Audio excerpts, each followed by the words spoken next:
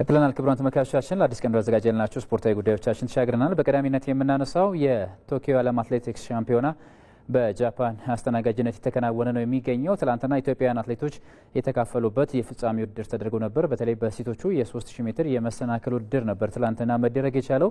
በዚህም ውድድር ሲምቦ አለማየሁ ሶስተኛ ደረጃን ይዛ በማጠናቀቅ ለሀገሯ የናስ ሜዳሊያ ማስገኘት የቻለችበት ውጤት ተመዝግቧል። በዚህ ውድድር ላይ የተሻለ አሸናፊነት ቅድመ ግምት ወስዳ የነበረችው በትውልድ ኬንያዊቷ ለባህሪን እየሮጠች የነበረችው ዊልፍሬድ ያቪ ነበረች። ነገር ግን ትላንትና ፌስ ቼሮቲች የቀዳሚነት ቦታውን ይዛ አጠናቃ ለኬንያ ወርቅ ያስገኘችበት ውድድር ሆኖ ተመዝግቧል። ብዙዎች ያልጠበቁት ውጤት ነበር። በተለይ በትላንትናው የመሰናክል ውድድር ላይ አብዛኛውን አትሌቶች ወይ መሰናክሉ እያደናቀፋቸው ይወድቃሉ አሊያም ደግሞ እርስ በርስ እየተጋጩ ይወድቁ ነበረ። በዚህ ውድድር የፍጻሜ ውድድርና ምናልባትም ከተጠበቀው በላይ ውጤት እንዲመዘገብ ያደረገበት አንደኛው ምክንያትም እሱ ነው፣ ወይም ደግሞ ያልተጠበቀ ውጤት እንዲመዘገብ አድርጓል ብሎ ማንሳት ይቻላል። ፌስ ቼሮቲች ግን ባለፉት ውድድሮች ላይ የነበራት አቋም በዚህ ውድድር ላይም ጠንካራ ተፎካካሪ እንደምትሆን አስቀድሞ ሲገመትላት ነበረ። ትላንትና የሀገሯን ልጅ ወይም ደግሞ ለባህሪን እየሮጠች የምትገኘውን በትውልድ ኬንያዊቷን ዊልፍሬድ ያቪን በቀዳሚነት አሸንፋ የወርቅ ሜዳሊያውን የወሰደችበትንና የሻምፒዮናውን ሰዓትም ያሻሻለችበትን ውድድር ነበር ትላንትና ማከናወን የቻለችው። ኬንያ ትላንት አራተኛ ወርቋን ነው ማሳካት የቻለችው።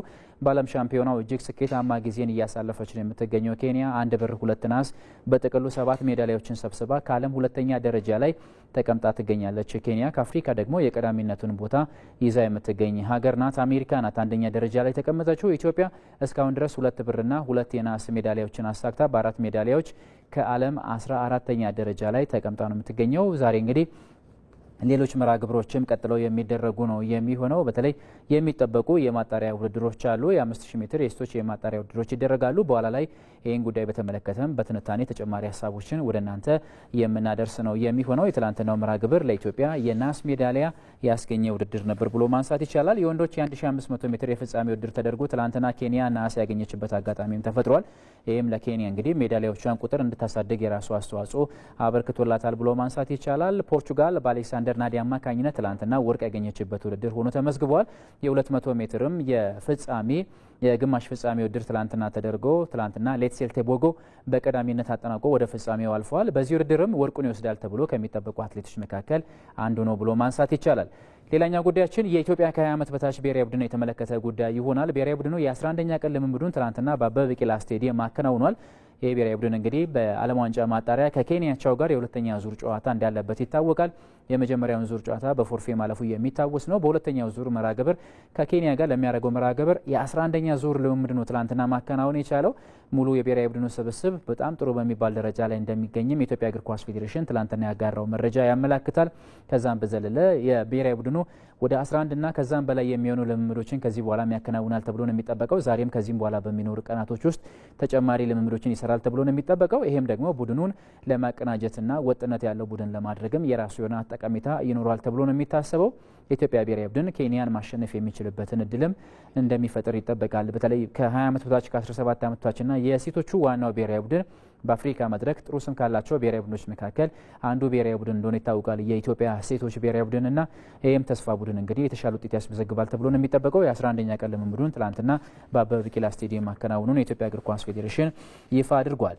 ሌላኛው ጉዳያችን በአፍሪካ መድረክ ኢትዮጵያን የሚወክሉ 2 ክለቦች የዝግጅት ጊዜያቸውን በአዳማ እያሳለፉ ነው የሚገኙት። ኢትዮጵያ መድንና ወላይታ ዲቻ ናቸው። የኢትዮጵያ ፕሪሚየር ሊግ ሻምፒዮኑ ኢትዮጵያ መድን እንዲሁም ደግሞ የኢትዮጵያ ዋንጫ ባለድሉ ወላይታ ዲቻ ናቸው። በአዳማ የዝግጅት ጊዜያቸውን እያሳለፉ የሚገኙት ነባርና አዲስ ተጫዋቾቻቸውን በማቀናጀት እንግዲህ በአሰልጣኝ ገብረ ክርስቶስ ቢራራ እየተመራ ነው በአዳማ ዝግጅቱን እያሳለፈ የሚገኘው ወላይታ ዲቻ በአሰልጣኝ ገብረ መድን ኃይሌ የሚመራው ኢትዮጵያ መድን ደግሞ በአፍሪካ ሻምፒዮንስ ሊግ የቅድመ ማጣሪያ ጨዋታ ላለበት መርሃ ግብርም ዝግጅቱን አጠናክሮ ቀጥሏል። እነዚህ ሁለቱ እግር ኳስ ክለቦች ከወቅቱ የኢትዮጵያ ብሔራዊ ቡድን ጋርም የወዳጅነት ጨዋታ በአዳማ ማከናወናቸው የሚታወስ ነው። ያሉበትን የአቅም ልኬትም የፈተሹበት ጨዋታ ስለመሆኑ ተገልጿል።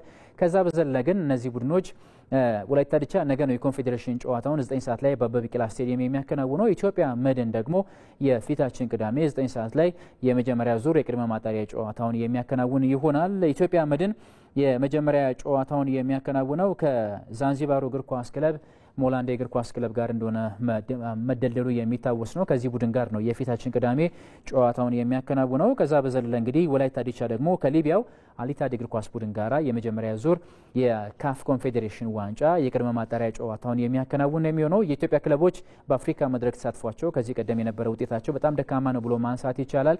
አምናም ኢትዮጵያ ንግድ ባንክ በዚህ መድረክ ደከም ያለ ጉዞ ካደረጉ ቡድኖች መካከል አንዱ እንደነበረም የሚታወስ ነው። በመጀመሪያው ዙር ነው ተሰናብቶ መውጣት የቻለው።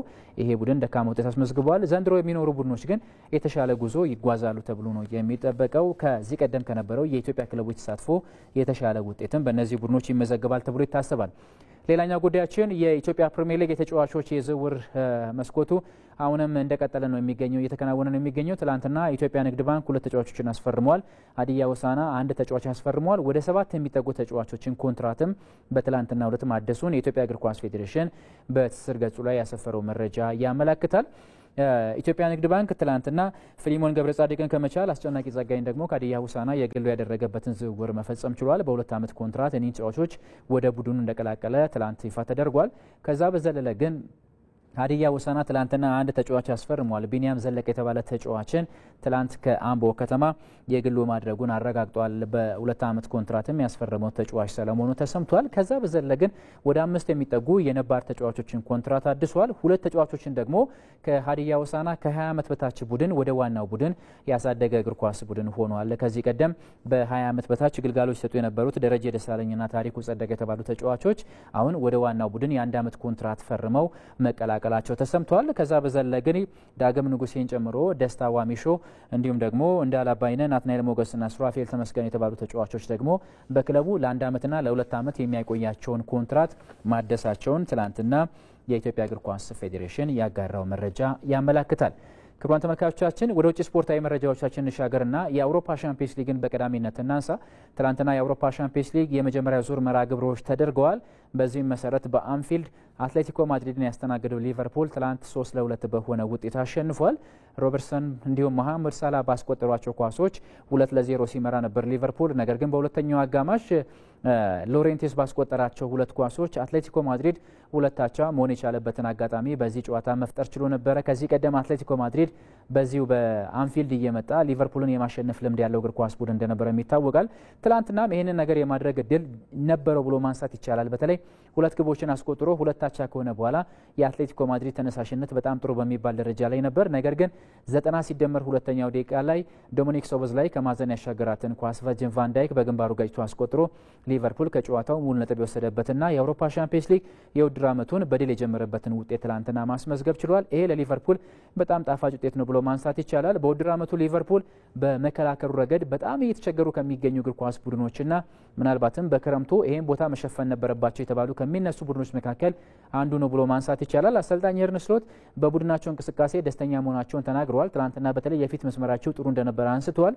መከላከሉ ላይ ግን አሁንም የቤት ስራ እንደሚቀርባቸውን ሀሳብ ያጋሩት የአትሌቲኮ ማድሪዱ አሰልጣኝ ዲያጎ ሲሞኔ ግን የሊቨርፑል ደጋፊዎች ትላንትና ሰድበውኛል የሚል ተቃውሟቸውን አሰምተዋል። በእርግጥ ዲያጎ ሲሞኔ ከዳኞች ጋር በተያያዘ ትላንትና ስጣ ገባ ውስጥም ገብተው ነበረ። ከዚህ ጋር በተያያዘ ደግሞ የሊቨርፑል ደጋፊዎች በአሰልጣኙ ላይ ደስተኛ ለመሆናቸውን ተከትለው ሲቃወሙትን በስቴዲየም ውስጥ ተስተውሏል። ይህንን ነገር እንግዲህ ከጨዋታው በኋላ የሊቨርፑል ደጋፊዎች ያልተገባ ባህሪ በእኔ ላይ አሳይተዋል የሚል ሀሳብ አንስተዋል። አሰልጣኝ ዲያጎ ሲሞኔ ለእኛም የሚመጥን ውጤት አይደለም የሚል ሀሳባቸውን ሰጥተዋል። ሊቨርፑል ግን ትላንትና 3-2 በሆነ ውጤት አሸንፎ አመቱን በድል ጀምሯል። በአውሮፓ ሻምፒዮንስ ሊጉ በፕሪሚየር ሊጉም ያደረጋቸውን 4ቱንም መርሃ ግብሮች በማሸነፍ ፕሪሚየር ሊጉን እየመራ ነው የሚገኘው። ያሸነፈበት መንገድ ግን የሊቨርፑል ትክክለኛ ወቅታዊ አቋም ነው ብሎ ለማንሳት ትንሽ ያዳግታል። በማጥቃቱ በጣም የተሻለ ወደፊት ሲሄድ ጥሩ ኳስ የሚጫወት እግር ኳስ ቡድን ነው። በመከላከሉ ረገድ ግን አሁንም ክፍተቶች እንዳሉበት በተለይ የቨርጂል ቫን ዳይክና የኢብራሂም ኮናቴ ጥምርታ አሁንም ክፍተቶች እንደሚታዩበትም በተደጋጋሚ እየተስተዋለ ነው የሚገኘው። በተመሳሳይ በሊቨርፑል የመከላከል ሂደቱም ላይ በግራም ይሁን በቀኝ መስመር ላይ ክፍተቶች በተወሰነ መንገዶች እየተስተዋሉ ነው የሚገኙት። ትላንትና ሎሬንቴ ያስቆጠራቸው 2ቱም ኳሶች የሊቨርፑል ተከላካዮች ተጫዋቾችን የሚይዙበት የሚሸፍኑበት መንገድ ደካማ መሆኑን በደንብ ያሳየ ነው ብሎ ማንሳት ይቻላል። አንድሪ ሮበርትሰን ትላንትና በቋሚነት ገብቶ ለሊቨርፑል የሻምፒየንስ ሊግ ጨዋታውን ያከናወነበት እንዲሁም ደግሞ ግብ ያስቆጠረበት ጨዋታ መሆን ችሏል። መሐመድ ሳላ ደግሞ በጣም ግሩም ኳስ በሁለተኛዋን ግብ ማስቆጠር ችሏል። እንዲሁም ቋሚ የመለሰበትን ጨዋታ ነበር ትላንትና ሳላ ማከናወን የቻለው። ጥሩ ጊዜን በአንፊልድ እያሳለፉ ከሚገኙ ጨዋቾች መካከል አንዱ ነው ብሎ ማንሳት ይቻላል። አሌክሳንድር አይዛክ ደግሞ ትላንትና ለሊቨርፑል የመጀመሪያ ጨዋታውን አከናውኗል። በአውሮፓ ሻምፒዮንስ ሊጉ ያውም ደግሞ አሰልጣኝ አርነ ስሎት የቋሚ ተሰላፊነት እድል ሰጥተውት ወደ ሜዳ ያስገቡት ተጫዋችም ሆኗል። ሊቨርፑል ከዚህ በኋላ በፊት መስመሩ አሌክሳንደር አይዛክን እንደሚጠቀምም የትላንትናው የአሰልጣኝ አርነ ስሎት ምርጫ ጠቋሚ ነው ብሎ ማንሳት ይቻላል። ሊቨርፑል አመቱን በድል የጀመረበት ውጤት ተመዝግቧል። ሌላኛው መርሃ ግብራችን ባየር ሙኒክን ከቼልሲ ያገናኘው የአሊያንዝ አሬናው መርሃ ግብር ነበር። ይህን ጨዋታ ባየር ሙኒክ 3-1 በሆነ ውጤት ማሸነፍ ችሏል። ቻለቧ በራሱ መረብ ላይ የቀዳሚነቷን ኳስ ለባየር ሙኒክ አስቆጥሯል።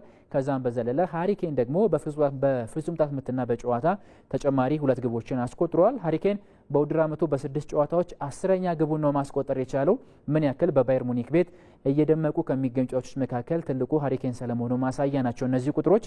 ይህ ተጫዋች እንግዲህ ሮበርት ሌዋንዶስኪ ይህን ቡድን ከለቀቀ በኋላ በዚህ ቤት ሁነኛ ምትክ ሆኖ የመጣ ተጫዋች ስለመሆኑ በደንብ እያሳየ ነው የሚገኘው። አምና የቡንደስሊጋ ዋንጫውን አሳክቶ የዋንጫ ድርቁን የቀረፈ ተጫዋች እንደነበር ይታወቃል። ዘንድሮ ደግሞ የተሻሉ ነገሮችን ያስመዘግባል ተብሎ ነው የሚታሰበው። የትላንትናው የተጫዋቹ እንቅስቃሴም በጣም አስደናቂ ነበረ። ነገር ግን የቼልሲ ተከላካዮችም ልክ እንደ ሊቨርፑል ሁሉ ተደጋጋሚ ስህተቶችን እየፈጸሙ ነው የሚገኙ። ትላንትና ቼልሲ አንደኛውን በራሱ መረብ ነው የተቆጠረበት። ሌሎቹ 2 ኳሶች ደግሞ በተመሳሳይ የቼልሲ ተጫዋቾች የፈጸሟቸው ስህተቶች ናቸው ግቦች እንዲቆጠሩባቸው ያደረጉትና አሰልጣኝ ኤንዞ ማሬስካ ይሄን ቦታ የማጠናከር ትልቅ ኃላፊነት ይኖርባቸዋል ተብሎ ነው የሚታሰበው። ከጨዋታው በኋላ እንግዲህ አሰልጣኝ ኤንዞ ማሬስካ በተለይ የባየርን ሙኒኩ ተከላካይ ጆናታን ታሃ ቀይ ካርድ ሊመለከት ይገባ ነበረ፣ ይሄንንም ዳኛው በዝምታ ማለፋቸው ተገቢ አይደለም የሚል ሀሳብ አንስቷል። ቪንሰንት ካምፓኒ ግን የባየር ሙኒኩ አሰልጣኝ ተጫዋቹ በቀይ ካርድ ቢወጣ እንኳን በውጤቱ ላይ ምንም አይነት ልዩነት አያመጣም የሚል ሀሳብ ሰጥቷል። እኛ ተሽለን 3-1 በሆነ ውጤት ቼልሲን አሸንፈናል የሚል ሀሳቡን ነው አሰልጣኝ ቪንሰንት ካምፓኒ ማንሳት የቻለው። ትላንት የባየር ሙኒክ ውጤት ስኬታማ ነበር ብሎ ማንሳት ይቻላል። ከጉዳት መልስ ወደ ሜዳ የተመለሰው ኮል ፓልመር ትላንትና የቼልሲን ብቸኛ ኳስ ማስቆጠር የቻለው ተጫዋችም ነው። ሌላው መርሃ ግብር ትላንትና በፓርክ ዴ ሰን ፕሪንስ የተደረገው የፓሪስ ሰን ዠርመንና የአታላንታ ጨዋታ ነበረ። ይህን ጨዋታ ፓሪስ ሰን ዠርመን 4-0 በሆነ ውጤት ማሸነፍ ችሏል። የወቅቱ የአውሮፓ ሻምፒዮንስ ሊግ አሸናፊ ነው ፓሪስ ሰን ዠርመን። በውድድር ዓመቱ አሁንም ጥሩ ጉዞ ከሚጓዙ ቡድኖች መካከል አንዱ ሊሆን እንደሚችል የትላንትናው እንቅስቃሴውም ፍንጭ የሰጠ ነው ብሎ ማንሳት ይቻላል። አሰልጣኝ ሉዊስ ኤንሪኬ ከአምናው እጅግ እንደውም የተሻሻለና በማጥቃቱ በጣም ፈጣን የሆነውን እግር ኳስ ቡድን ይዘው ስለመቅረባቸው የተነገረላቸው ይገኛል። የትላንትናው ውጤታቸውም ለዚህ አንዱ ማሳያ ነው። የጣሊያን ቡድኖች በመከላከሉ ብዙም የማይታሙ እንደሆነ ይታወቃል። ጠንካራ የመከላከል ሂደት የሚገነቡ ቡድኖች ናቸው። ሰንሰለታማ መከላከልን የሚከተሉ እግር ኳስ ቡድኖች እንዳሏቸው ይታወቃል። ትላንትና ግን ፓሪስ ሰን ዠርመን በዚህ ደረጃ ያልተቸገረና 4 ግቦችን ማስቆጠር የቻለ እንዲሁም 5ኛ ግብ ማስቆጠር የሚችልበትን አጋጣሚ ባርኮላ ፍጹም ቅጣት ምት አግኝቶ ፓሪስ ሰን ዠርመን ሳይጠቀምበት ቀርቷልና ፓሪስ ሰን ዠርመን ትላንት ስኬታማ ነበር ብሎ ማንሳት ይቻላል። ማርኪኒዮስ የቀዳሚነቱን ግብ ያስቆጠረ ተጫዋች ነው። ኪቪቻ ካቫሬስኬራ ሌላኛውን ኳስ ማስቆጠር ችሏል። ኑኖ ሜንዴዝ እና ጎንካሎ ራሞስ ደግሞ ሌሎችን ኳሶች ያስቆጠሩ ተጫዋቾች ናቸው። በተለይ ኑኖ ሜንዴዝ ትላንትና 3ኛዋን ግብ ያስቆጠረበት መንገድ ይህ ተከላካይ በግራ ተከላካይነት ቦታ ላይ የዓለማችን አሁን ላይ ምርጡ ተከላካይ እንደሆነ ይነገርለታል። ከዛም በዘለለ መከላከል ብቻ ሳይሆን የፓሪስ ሰን ዠርመን የማጥቃት ሚና ላይም ትልቅ አስተዋጽኦ ከሚያበረክቱ ተጫዋቾች መካከል አንዱ ነው። ትላንትናም ይህንን አቅሙን አሳይቶ እንግዲህ በ1-2 ቅብብሎሽ ያስቆጠራት ግብም ትላንት እንዲወደስ አድርጎታል። ተከላካዩ ጥሩ የሚባል የውድድር ዓመትን ከፓሪስ ሰን ዠርመን እንዲሁም ደግሞ ከብሔራዊ ቡድኑ ከፖርቹጋል ብሔራዊ ቡድን ጋር እያሳለፈ የሚገኝ ተጫዋች ነው። ትላንት ፓሪስ ሰን ዠርመን ስኬታማ ጊዜን አሳልፏል። ሌላኛው መርሃ ግብራችን በዩኤን ክራይፍ አሬና የተደረገው መርሃ ግብር የአያክስ አምስተርዳምና የኢንተር ሚላን ጨዋታ ነበር። ይህን ጨዋታ የጣሊያኑ ቡድን ኢንተር ሚላን 2-0 በሆነ ውጤት ማሸነፍ ችሏል። ማርከስ ቱራም 2ቱን የአሸናፊነት ኳሶች በጨዋታ ማስቆጠር የቻለ ተጫዋች ነው። ኢንተር ሚላን በጣሊያን ሴሪያ ባሳለፍነው ሳምንት 3ኛ ሳምንት መርሃ ግብር ላይ ማለት ነው በዩቬንቱስ በቱሪን የ4-3 ሽንፈት ማስተናገዱ የሚታወስ ነው። በተለይ ባለቁ ደቂቃዎች ነበር ግብ ተቆጥሮበት የተሸነፈው። ይህም ምናልባት ኢንተር ሚላን በሴሪያው አስቸጋሪ ጊዜን የጀመረበት ለመሆኑ ማሳያ ነበረ። ካለፉት 3 የጣሊያን ሴሪያ መርሃ ግብሮች በሁለቱ የተሸነፈ ቡድን ነው ኢንተር ሚላን። በአውሮፓ ሻምፒዮንስ ሊጉን በአያክስ አምስተርዳም ይፈተሻል ተብሎ ቢጠበቅም ትላንትና ግን 2-0 አሸንፎ ሻምፒዮንስ ሊጉን በድል የጀመረበትን ውጤት ማስመዝገብ ችሏል። ኦሎምፒያኮስ ከፓፎስ ትላንትና 0-0 የተለያዩበት ሌላኛው መርሃ ግብር ነው። ፓፎስ የቆጵሮስ ወይም የሲፕረስ እግር ኳስ ቡድን እንደሆነ ይታወቃል። ትላንት ከሜዳ ውጪ ወደ ግሪክ አቅንቶ ከኦሎምፒያኮስ ጋር 0-0 መለያየቱ እንደ ትልቅ ውጤት እየተነሳለት ነው የሚገኘው። ከዛም በዘለለ ስላቪያን ፕራግ በሜዳው ቦዶ ግሊምትን አስተናግዶ ሁለት አቻ በሆነ ውጤት ትላንትና በአውሮፓ ሻምፒየንስ ሊጉ ተለያይቷል። እነዚህ ትላንት የነበሩ የአውሮፓ ሻምፒየንስ ሊግ መርሃ ግብሮች ናቸው። ዛሬም የሚጠበቁ የአውሮፓ ሻምፒየንስ ሊግ ጨዋታዎች አሉ። በተለይ አንዱን እናንሳላችሁ። ማንቸስተር ሲቲ ከናፖሊ በኢታድ የሚገናኙበት መርሃ ግብር ይጠበቃል። ለአምስተኛ ጊዜ እርስ በርስ የሚገናኙበት ጨዋታ ነው። ከዚህ ቀደም በነበረው ግንኙነት ማንቸስተር ሲቲ 3ቱን በማሸነፍ የተሻለ የአሸናፊነት ታሪክ ያለው እግር ኳስ ቡድን ነው። ነገር ግን ይሄ ቡድን በዚህ ውድድር ዓመት በእንግሊዝ ፕሪሚየር ሊግ ካደረጋቸው 4 መርሃ ግብሮች በሁለቱ ሽንፈት አስተናግዷል። አንዱን በሜዳው በቶተንሃም ስፐር የ2-0 ሽንፈት ማስተናገዱ የሚታወስ ነው። ሌላኛው መርሃ ግብር ደግሞ በአሜክስ ስቴዲየም በብራይተን ደ ፋልቢዮን የ2-1 ሽንፈት እንዳስተናገደ የሚታወስ ነው። በተቃራኒው ናፖሊ ደግሞ በጣሊያን ሴሪያ ያከናወናቸውን 3ቱን መርሃ ግብሮች አሸንፎ የጣሊያን ሴሪያን እየመራ የሚገኝ እግር ኳስ ቡድን ነው። አሰልጣኝ አንቶኒ ኮንቴ ይህንን ቡድን እንግዲህ በጣሊያን ሴሪያም ዳግም ሻምፒዮን ለማድረግ ጥሩ አቅም ላይ እንደሚገኙ አጀማመራቸው በደንብ ያሳየ ነው ብሎ ማንሳት ይቻላል። አንቶኒ ኮንቴና እንዲሁም ደግሞ አሰልጣኝ ፔፕ ጓርዲዮላ ከዚህ ቀደም የመገናኘት ብዙ ጊዜ የመገናኘት ልምድ ያላቸው አሰልጣኞች ናቸው። 7 ጊዜ ተገናኝተዋል። ኮንቴ በ4ቱ አሸንፈዋል። ጋርዲዮላ ደግሞ በ3ቱ አሸንፈዋል። ዛሬ ጋርዲዮላ ታሪክ ይጋራል ወይስ ደግሞ በአንቶኒ ኮንቴ ብልጫ ይወሰድበታል የሚለው ነገር በኢታድ ምሽት 4 ሰዓት የሚደረገው ጨዋታ መልስ የሚሰጥ ነው የሚሆነው። አሰልጣኝ አንቶኒ ኮንቴ እንግዲህ ብዙ ክለቦችን በአውሮፓ ሻምፒየንስ ሊግ አሰልጥነዋል። ወደ 5 የሚጠጉ ክለቦችን በሻምፒየንስ ሊጉ ማሰልጠን ችለዋል። ከዚህ ቀደም እንግዲህ ዩቬንቱስ፣ ቶተንሃምን ጨምሮ ኢንተር ሚላን እና ቼልሲን በአውሮፓ ሻምፒየንስ ሊጉ ማሰልጠናቸው የሚታወስ ነው። ናፖሊ 5ኛው እግር ኳስ ክለባቸው ሆኗል። በጣሊያን እግር ኳስ ታሪክ ማለት ነው። ከካርሎ አንቸሎቲና ከክላውዲዮ ራኒሪ በመቀጠል እንግዲህ ብዙ ክለቦችን በአውሮፓ ሻምፒየንስ ሊግ ያሰለጥኑት አሰልጣኝ አንቶኒ ኮንቴ ናቸውና 3ኛው ታሪካዊ አሰልጣኝ መሆን ችሏል። አሰልጣኝ ፔፕ ጋርዲዮላ ደግሞ 17ኛ የአውሮፓ ሻምፒየንስ ሊግ የውድድር ዘመኑን ከማንቸስተር ሲቲ ጋር የሚያሳልፍ ነው የሚሆነው። በአሰልጣኝነት ዘመኑ በአጠቃላይ 17ኛ የውድድር ዘመኑን ነው አሰልጣኝ ፔፕ ጋርዲዮላ ዛሬ የሚጀምረው። ይህም እንግዲህ ከአሰልጣኝ ዦዜ ሞሪኖ ጋር ታሪክ የሚጋራበት ጨዋታ ይሆናል ተብሎ ነው የሚታሰበው። አሰልጣኝ ዦዜ ሞሪኖ 17 ጊዜ የአውሮፓ ሻምፒየንስ ሊግ የውድድር ዘመንን ከተለያዩ ክለቦች ጋር በአሰልጣኝነት በመምራት 4ኛው አሰልጣኝ ነበሩ። ፔፕ ጋርዲዮላ እንግዲህ ይህንን ታሪክ ይጋራሉ ተብሎ ነው የሚጠበቀው። የተሻለ ታሪክ ያላቸው ብዙ የውድድር ዓመታትን በአውሮፓ ሻምፒየንስ ሊግ በማሰልጠን ልምድ ያላቸው አሰልጣኞች አሰልጣኝ ካርሎ አንቸሎቲ 22 የአውሮፓ ሻምፒየንስ ሊግ የውድድር ዓመታቶችን በማሰልጠን ቀዳሚው አሰልጣኝ ናቸው። አርሰን ቬንገርና ሰር አሌክስ ቻግማን ፈርጉሰን ደግሞ የሚከተሉ ሌሎቹ አሰልጣኞች ናቸው። አሁን እንግዲህ ፔፕ ጋርዲዮላ 4ኛው አሰልጣኝ የሚሆንበት አጋጣሚ ይፈጠራል። ኬቨን ዲብራይን የቀድሞ የእግር ኳስ ቡድኑን ዳግም ወደ ኢታድ ተመልሶ የሚገጥምበት ጨዋታ ነው። ስኮት ማክቶሚኔን ጨምሮ እነ ግሊሞር በተመሳሳይ ዳግም ወደ እንግሊዝ ተመልሰው በእንግሊዝ መድረክ የሚጫወቱበት ጨዋታም ይሆናል ተብሎ ነው የሚታሰበው። ምሽት 4 ሰዓት በኢታድ ብዙዎች በትልቁ የሚጠብቁት መርሃ ግብር ነው። በዚህ መርሃ ግብር ላይ ኤርሊንግ ብራውት ሃላንድ ግብ ካስቆጠረ በአውሮፓ ሻምፒየንስ ሊጉ በ48 ጨዋታ 50ኛ ግቡ ሆኖ ዛሬ ይመዘገብለታል። ይህን ታሪክም ይጽፋል ተብሎ ነው የሚጠበቀው። ግብ ማስቆጠር የሚችል ከሆነ ባሳለፍነው እሁድ በማንቾኒያን ደርቢ ማንቸስተር ዩናይትድ ላይ 2 ግቦችን ማስቆጠሩም የሚታወስ ነው። ዛሬም የማስቆጠር እድል ካላቸው መካከል አንዱ ነው ብሎ ማንሳት ይቻላል። ክለብ ብሩዥ ከሞናኮ እንዲሁም ደግሞ ኮፐንሃገን ከባየር ሌቨርኩዘን በተመሳሳይ ዛሬ በአውሮፓ ሻምፒየንስ ሊጉ የሚደረጉ ጨዋታዎች ናቸው። ሌላኛው በአውሮፓ ሻምፒየንስ ሊጉ የሚጠበቀው ትልቁ መርሃ ግብር በኒውካስል ዩናይትድ እና በባርሴሎና መካከል በሴንት ጄምስ ፓርክ ስቴዲየም የሚደረገው ጨዋታ ነው። ይህ ጨዋታ እንግዲህ በብዙ መልኮች ይጠበቃል። በአውሮፓ ሻምፒየንስ ሊጉ በእንግሊዝ ፕሪሚየር ሊጉ ኒውካስል እየተቸገረ ነው የሚገኘው። 2 መርሃ ግብሮች ላይ ነጥብ የጣለ እግር ኳስ ቡድን ነው። ባርሴሎና ደግሞ በስፔን ላሊጋ 3 መርሃ ግብሮችን አሸንፎ በአንድ መርሃ ግብር አቻ መለያየት ችሏል። ከራዮ ቫይካኖ ብቻ ነው አቻ መለያየት የቻለው። የተቀሩትን 3ቱ መርሃ ግብሮች በአሸናፊነት አጠናቀዋል። ባሳለፍነው ሳምንት እንኳን የረፍት ቀናቶች ማለት ነው ቫሌንሲያን 6-0 በሆነ ውጤት ማሸነፉ የሚታወስ ነው። ኒውካስል ዩናይትድም በፕሪሚየር ሊጉ የመጨረሻ ሳምንት መርሃ ግብር ላይ ወልቨርሃምፕተን ወንደረርስን 1-0 በሆነ ውጤት አሸንፎ ነው ወደዚህ ጨዋታ የሚመጣው። ሁለቱም ቡድኖች ከአሸናፊነት መልስ እንደመገናኘታቸው መጠን ጨዋታው ይጠበቃል ተብሎ ነው የሚታሰበው። አሰልጣኝ ሃንሲ ዲተር ፍሌክ ሴንት ጄምስ ፓርክ ስቴዲየም በጣም አስጨናቂ ከሆኑ ስቴዲየሞች መካከል አንዱ መሆኑን የክለቡ ተጫዋቾች ነግረውኛል፣ ወይም የባርሴሎና ተጫዋቾች ነግረውኛል። ለዚህ የሚሆን ዝግጅትም አድርገናል የሚል ሀሳባቸውን ሰጥተዋል። የባርሴሎና የተከላካይ ስፍራ ተጫዋች ከዚህ ቀደም በቼልሲ ተጫውቶ ማሳለፍ የቻለው አንድሪ ክሪስቲንሰንም በተመሳሳይ እኔ እንግሊዝ በነበርኩበት ሰዓት ላይ በጣም ፈታኝ ከነበሩ ስቴዲየሞች መካከል የኒውካስል ዩናይትድ ሴንት ጄምስ ፓርክ ስቴዲየም አንዱ ነበረ።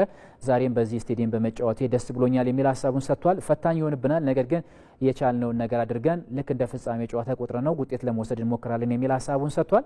በትልቁ ደረጃ የሚጠበቅ ትልቅ መርሃ ግብር ነው ብሎ ማንሳት ይቻላል። ከዛ በዘለለ ስፖርቲንግ ሊዝበን ዛሬ ከካይራት የሚያደርጉት መርሃ ግብር እንዲሁም አይንትራን ፍራንክፈርት ከቱርኩ ጋላታሳራይ የሚያደርጉት መርሃ ግብርም በዚሁ በአውሮፓ ሻምፒየንስ ሊጉ የሚጠበቁ መርሃ ግብሮች ናቸው። ሌላኛው ጉዳያችን ዓለም አትሌቲክስ ሻምፒዮናን የተመለከተና በትንታኔ ወደ እናንተ የምናደርሰውን ጉዳይ ነው በቀጣይ የምንጠቁማችሁ ክቡራን ተመልካቾቻችን። በዚህ ዓለም ሻምፒዮና የ5000 ሜትር የማጣሪያ ውድድር በዛሬው ዕለት የሚከናወን ነው የሚሆነው። ኢትዮጵያ በመድረኩ ወደ 4 የሚጠጉ አትሌቶችን በዚህ መድረክ የምታሳትፍ ነው የሚሆነው። ጉዳፍ ጸጋይ፣ መዲና ኢሳን ጨምሮ እንግዲህ እነ ብርቄ ሀየሎም በዚህ ውድድር ላይ የሚሳተፉ ነው የሚሆነው።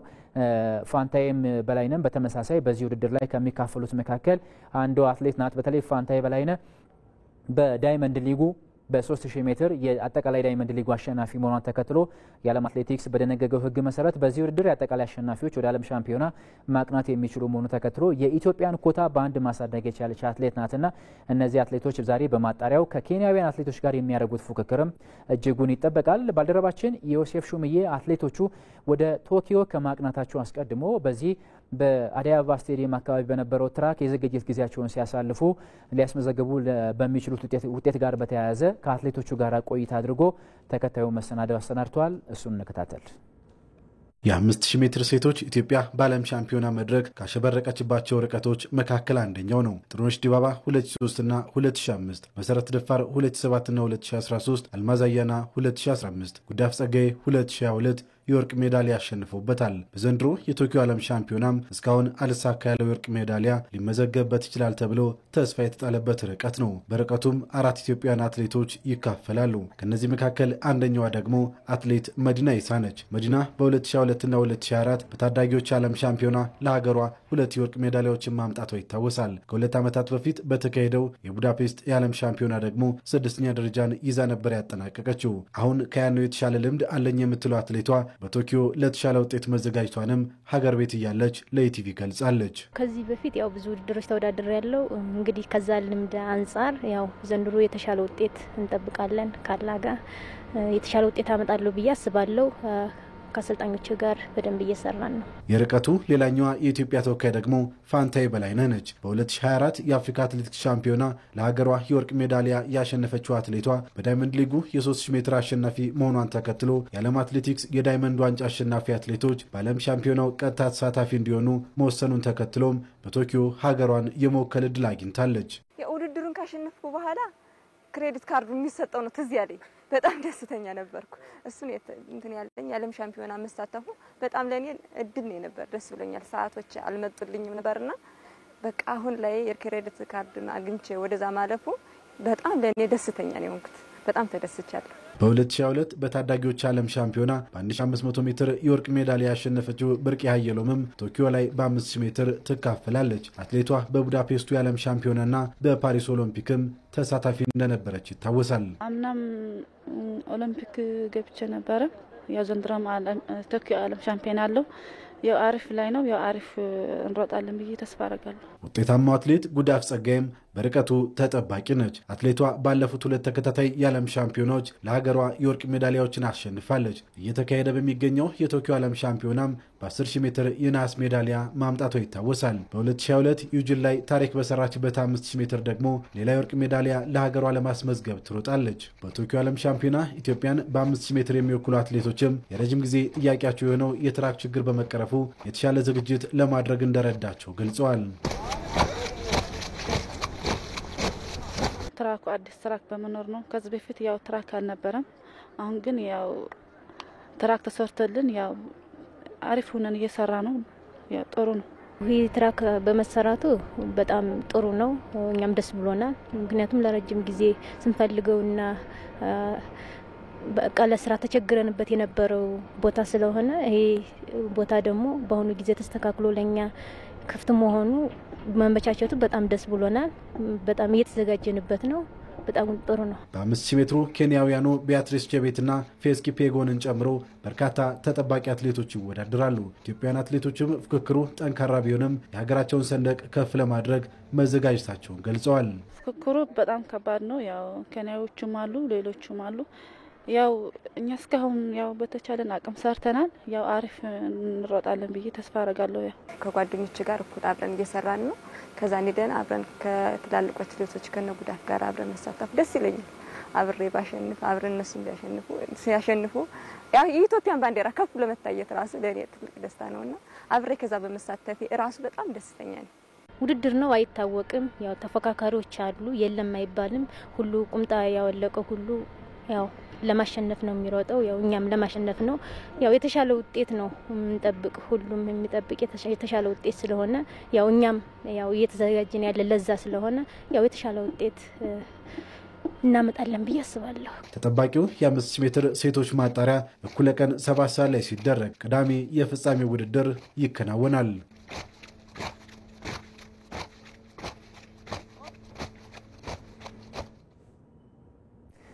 በዓለም ሻምፒዮናው እንግዲህ ኢትዮጵያ እስካሁን ድረስ ማለት ነው 2 ብርና 2 የናስ በጥቅሉ 4 ሜዳሊያዎችን አሳክታ ከዓለም 14ኛ ደረጃ የተቀመጠችበትን ውጤት ማስመዝገብ ችላለች። የተሻሉ ሜዳሊያዎች ከሚጠበቁባቸው ዘርፎች መካከል ደግሞ ቀደም ሲል ወደ እናንተ ያደረስነው የሴቶች የ5000 ሜትር ውድድር ነው። ዛሬ ፍጻሜ የፊታችን ቅዳሜ ደግሞ የማጣሪያ የፊታችን ቅዳሜ ደግሞ የፍጻሜ ውድድሩን የሚያስተናግድ ነው የሚሆነው። የዛሬ የማጣሪያው መርሃ ግብርም 7 ሰዓት ላይ የሚደረግ ይሆናል። በመጨረሻም አንድ ጉዳይ እናንሳላችሁ። ማንቸስተር ዩናይትድ በውድድር ዓመቱ ከፍተኛ ገቢ ካገኙ እግር ኳስ ቡድኖች መካከል አንዱ መሆኑን ትላንት እግር ኳስ ቡድኑ ራሱ ይፋ አድርጓል።